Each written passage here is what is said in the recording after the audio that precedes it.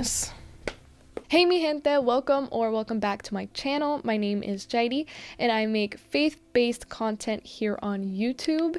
In this video, I'm going to be giving some Christian book recommendations. They're essentially just books that I've read throughout my life that have inspired me or helped me grow in my walk with God and have really just accelerated my spiritual life one way or another.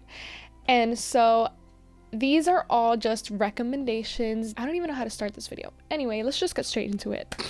For a disclaimer, I think that's what it is. A disclaimer. I've actually left some theological books out just because, well, I might make a video about that in the future. And also because I think these books are just books that marked my spiritual life in a way that theological books haven't, in the sense of I've really grown. These books that I'm going to be recommending, they're books that really made me ask tough questions about my own personal encounter with Jesus. Okay, so let's just get straight into the book recommendations. So this is my little stack here. There's also two other books that I read. One of them I lost, and I'm really sad about that. And then the other one I read digitally. So anyway, this is a stack. Obviously, I'm trying not to show you all of them all at once because I want you guys to hear about them. So there's no specific order. I'm just going to explain how they blessed my life, why maybe you might want to read it. Okay? So the first book is probably not going to come to a surprise to many of you if you guys have been looking around on the interwebs or on YouTube for book recommendations. This book is one of the most recommended books in, the Christian book genres. I have it in Spanish, but basically it's a purpose-driven life, Una vida con propósito, by Rick Warren. Okay, this book has been a blessing to many people as well as myself. I do have to reread this, guys, because it's been a while. It's been a minute. I read this when I was like 13, and I'm 22, about to be 23 in June. So that's a lot of time I haven't read this, and I would be lying if I said I remember everything in this book. I don't remember.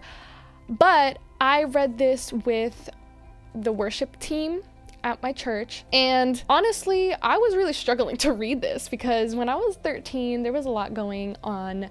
If you haven't heard my testimony, then I'll link it in the description. But I was going through some stuff, and it was really hard to get into this book because I really didn't believe that I had a purpose. I didn't believe that God would use me the way that he has and he is going to continue doing in my life.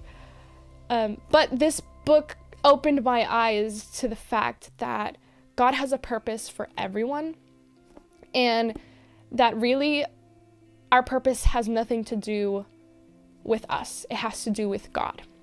So I recommend this book. I have to reread it because there are a lot of things that I probably have applied from this book in my life, but that I don't remember I got it from this book, if you get what I mean. But yes, I recommend this book, and I'm going to be rereading it. So if you decide to read it, we're probably going to be reading it at the same time.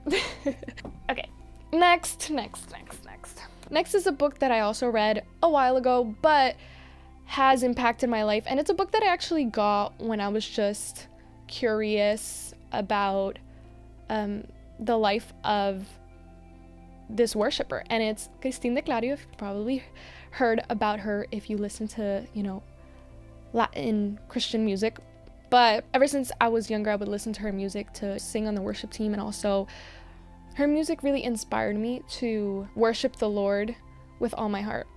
And because I saw that in the way she worshiped. And so I was curious when she said she was going to come out with a book, because I was like, wow, I know God has done great things in her life, and I want to hear about her testimony. I want to hear why she worships the way she worships.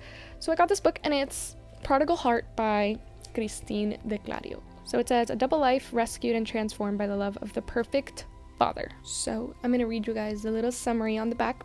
It says, though she is now an award-winning Latin contemporary Christian music artist and worship leader, Christine de Claudio spent the early years of her life overcoming personal hardships, including the death of her father, moving to a new place, feelings of unforgiveness, loss and rejection, being sexually molested, and even living a double life while being a leader in the church.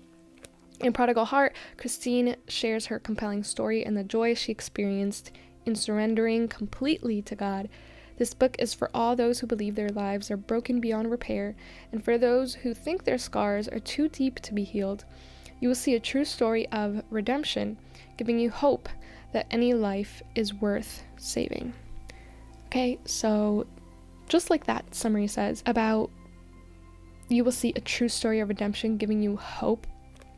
That is so true about this book. When I was reading this book, I was amazed at how God really met her in her pain and how God redeemed her, and it was very inspiring, and it led me to have more passion for God and have more passion in my seeking of him, in the sense of like completely surrendering to God, because he redeems all and he heals all our wounds, whatever they may be. So yes, this book was inspiring.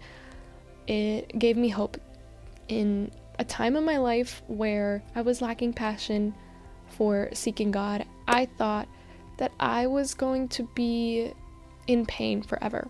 I was in a period of my life where I had experienced some things that left me feeling rejected, left me feeling in pain, left me feeling broken. And I honestly went into this book not knowing that that's what it was about. I thought this book was just her testimony. I didn't really read too much the summary. I just saw, oh, Christine de Claudio is releasing a book. I gotta read that, you know? And when I read it, God really met me there as well, and really started a work in my heart, started healing my heart. So yeah, good book, gives hope. Testimonies are always inspiring to see how God works in the life of other people, and it inspires us to continue in faith, knowing that God can do the same thing for us. That's that. Okay, next book. Okay guys, I'm excited about this one because I was in a doctrinal class helping the pastor out, translating for someone that was taking the class, because he gives the class in Spanish. And so I was translating for a young person into English, and he had recommended, or he was using as a resource, this book. So it's What's Next, by Chris Hodges. The Journey to Know God, Find Freedom, Discover Purpose, and Make a Difference. Okay, so he was using this book as it was like a doctrinal / baptismal class.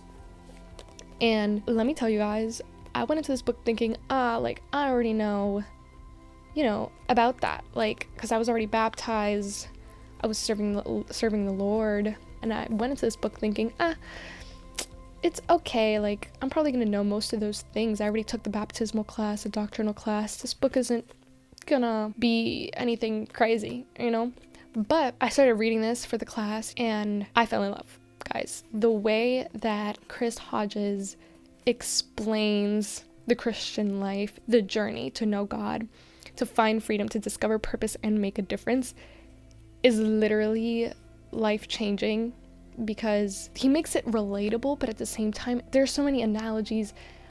He includes in this book stories, testimonies, and he explains things so well that it brings so much clarity to the Christian life, to the point where it seems basic, but it changes your life.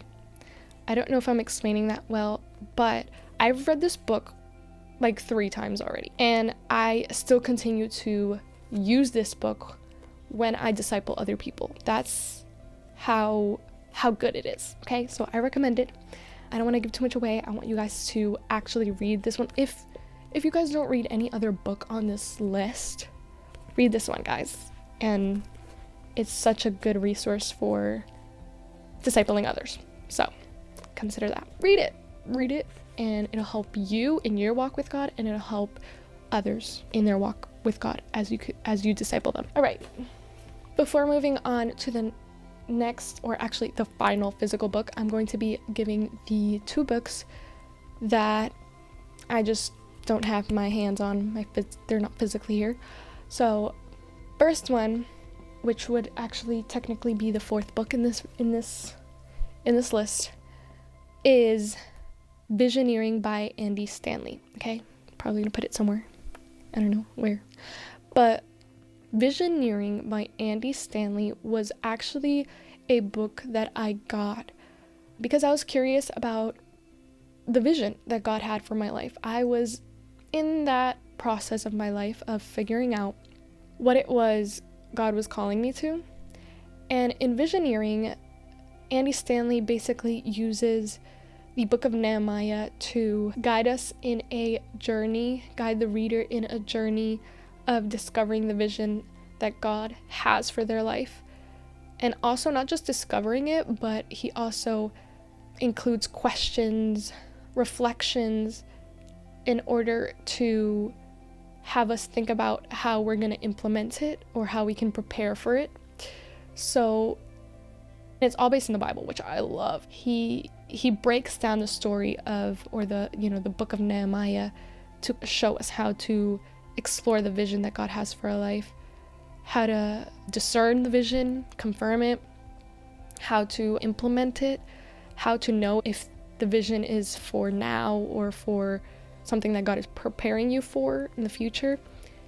I read it recently, like a year ago, and it was so good, but I have to reread it because there was so much like reflection, so many tough questions that I honestly didn't know how to answer yet. And so now going back to it, I feel like with fresh eyes, I'm going to be able to answer some of those questions that he challenges the reader to make to themselves, and not just themselves, but ultimately God.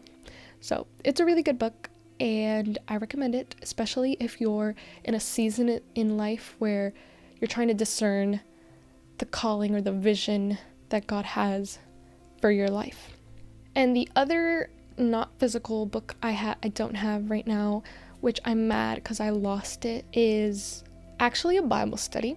It's the Elijah Bible Study by Priscilla Shirer, and it is so good, guys. I recommend you do this Bible study with a friend. I did it with my sister and with my best friend, and let me tell you, it was life-changing, and it was so amazing to see the impact it had not only in my life but in their lives. And we got to fellowship at the same time, and it was just the most amazing experience, and we really gained a lot from it. And it's essentially what it sounds like. It's a Bible study on the narrative of Elijah, and there are so many things that left me like thinking about it for days. And it lit a fire in me, a passion for God to serve him. And I felt so much peace while I was doing this Bible study. And it was incredible, guys. Like, pick it up. And please do it with a friend group or with someone, a mentor or whoever. But do it with someone because it's life-changing.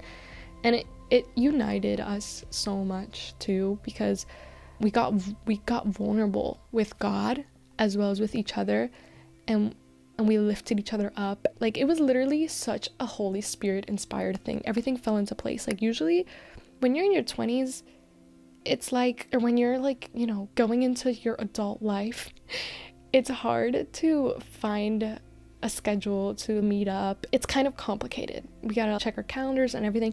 But as soon as I sent this over to them, I just saw how the Holy Spirit put everything into place. It was an amazing experience, and I totally recommend you do this with someone. And it's like so scriptural, like, so good. Anyway, moving on. So it's a 7-session video Bible study on the life of Elijah.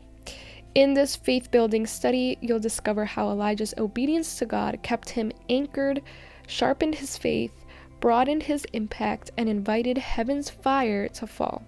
God is also working in your life today to fashion a fiery, bold faith that will empower you to share the hope of Christ with your family, friends, co-workers, and community.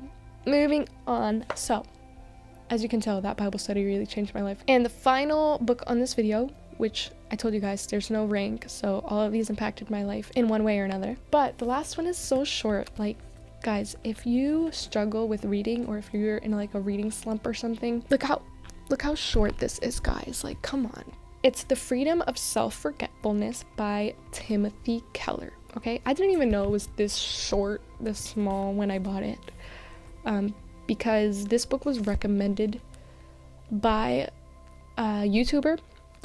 So, like, every time I thought about picking up another Christian book, I was like, I have to get that book that, you know, that YouTuber recommended. I'm going to read you guys the little description synopsis in the back. It says, "What are the marks of a supernaturally changed heart?"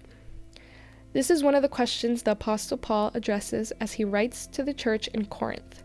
He's not after some superficial outward tinkering, but instead a deep-rooted, life-altering change that takes place on the inside. In an age where pleasing people, puffing up your ego, and building your resume are seen as the methods to make it, the Apostle Paul calls us to find true rest in blessed self-forgetfulness. In this short and punchy book, best-selling author Timothy Keller shows that gospel humility means we can stop connecting every experience, every conversation with ourselves, and can thus be free from self-condemnation. A truly gospel humble person is not a self-hating person or a self-loving person, but a self-forgetful person. This freedom can be yours. This book is amazing just because I feel like in our time and age, there's these two extremes. There's the people that like encourage people to hate themselves, like, don't understand that.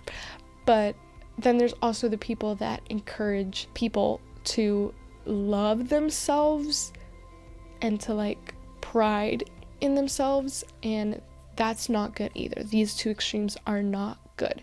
So like, it's not wrong to love yourself, but humans innately love themselves. And so this book kind of just helps the reader really find the balance between those two extremes. Like, you can live in and it is so good.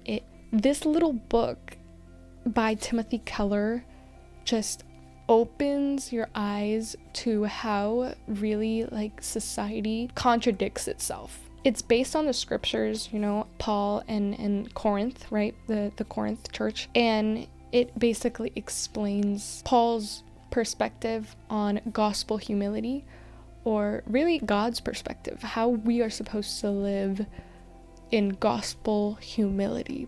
Not necessarily thinking about ourselves, but living in self-forgetfulness. We put our eyes on God and we focus on what truly matters, which is the gospel and sharing the gospel. There's a great emphasis on how Paul lived this out, which I love, because who doesn't love reading about Apostle Paul? It's also a good resource for people that have issues with people pleasing, or maybe comparing themselves with other people, or have any kind of insecurity about themselves, because it encourages you to forget about yourself. And so this book helps you gain some clarity on why people pleasing is damaging, and how to really find that balance between serving others and living out the gospel. That's it for me. I hope that you guys would consider reading these books, or pick out the ones that sounded most interesting to you, because I know I do that too sometimes. And if you want more content like this, more videos of book recommendations or resources for spiritual growth or growth in your faith, then please let me know in the comments, like this video, and subscribe if you haven't so already. And yeah, Remember to live in the Spirit until Jesus comes back. Bye. Peace.